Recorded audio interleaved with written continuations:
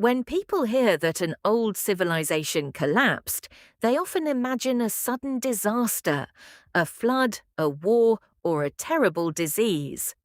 These things can destroy cities, but they are usually not the deepest reason for collapse.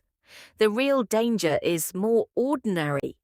A society begins to fail when it cannot stop doing the very things that once made it successful.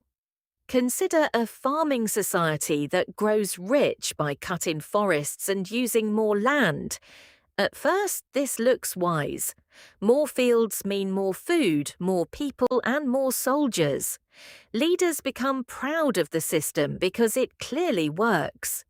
But after many years, the soil becomes weak, rain washes the earth away, and wood becomes harder to find. The same choice that brought wealth now brings hunger. The society does not need a new enemy. It has become its own enemy.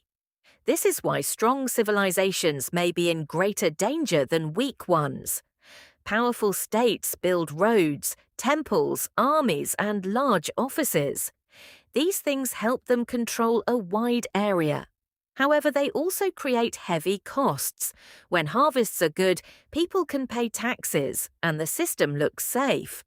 When the climate changes or trade falls, the centre still demands the same support. Farmers may leave their land, local leaders may stop obeying, and ordinary people may decide that the state is no longer worth saving. Civilizations that survive are not always kinder, smarter, or more peaceful. Often they survive because they are able to become smaller. They give up distant land, change crops, share power, or accept a lower level of comfort. This can look like failure at the time. No ruler wants to say, "We must do less." Yet this kind of retreat may save a society. A system that bends can last longer than a system that only tries to grow.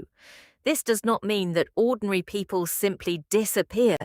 In many cases, families remain, languages change, and villages continue after kings and great buildings lose their power.